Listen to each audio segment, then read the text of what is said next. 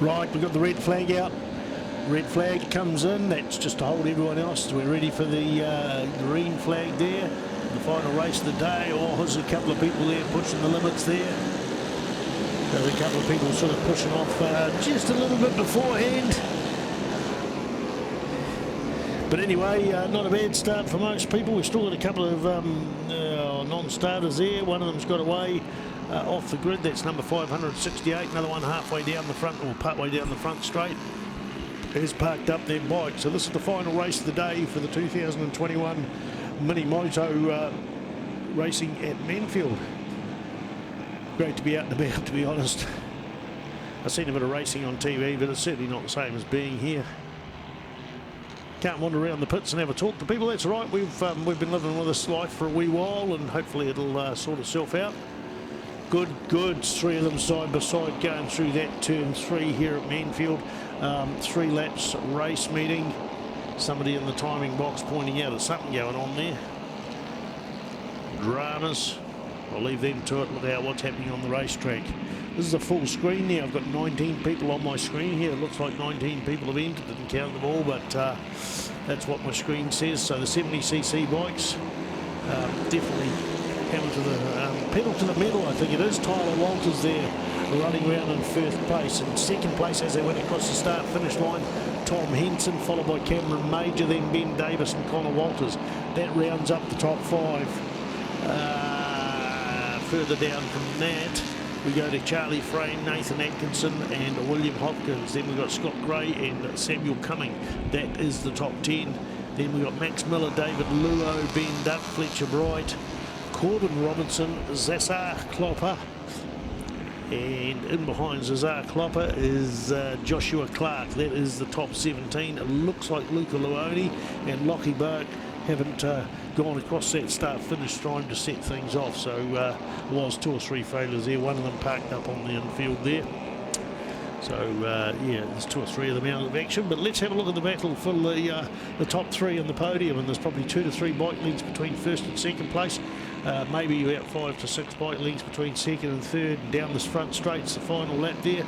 Now here's where the slipstreaming is important. Their bike in second place has actually got a fairing, and they got in behind the slipstream. There's also a good strong tailwind there, and they're up side by side down there.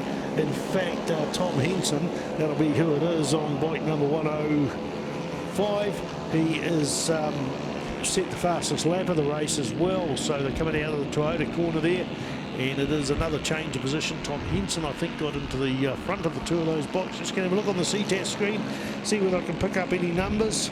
They're not much bigger than a postage stamp, so that option's not there. Looks like to me that 18, Tom Walters there, is in the front there. Tyler Walters, sorry, looking between screens and reading things out. So it is a good battle there. Tom Henson takes the wide line. And in the meantime, as Cameron Major has come right into this picture, he tailed off a bit there.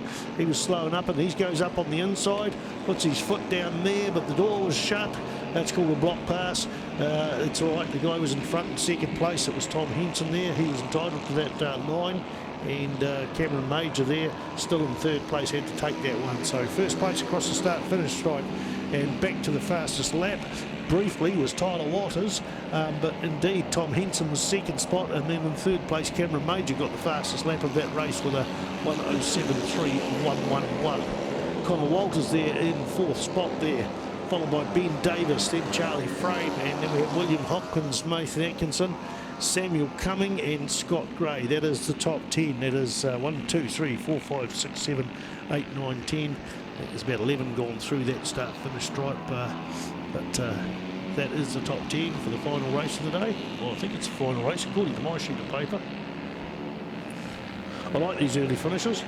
Motorcycle racing usually goes on to about 5 o'clock. Means I can shoot off into the countryside and go and see some people. That was a good, exciting race.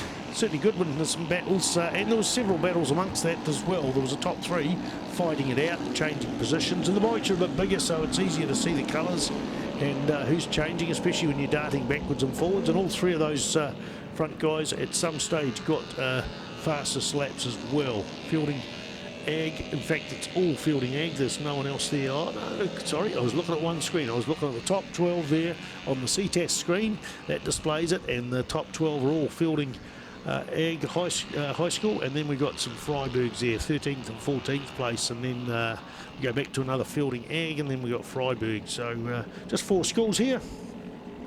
1, 2, 3, 4. Fielding ag, Freiburg, John Paul College from Rotorua, and Tararua. Okay, folks, that's been me for the day. Thank you very much for coming along, and enjoy your evening, and we'll see you all tomorrow on that. Cheers. Thanks to Ctas for doing what they do, and all the volunteers as well. There's a few flag marshals out there. There's the ambulance crew that I don't think have had to move very far today, and those people in the timing office, the points calculating, the people downstairs that probably don't even look out on the racetrack all day. The starting man's just packing up there. He's got a hard job on there. It's not particularly, extreme job, except for the weather conditions, which just makes it harder and harder. So everybody's got a job to do here. Thank you very much. I'm Spider. See you later.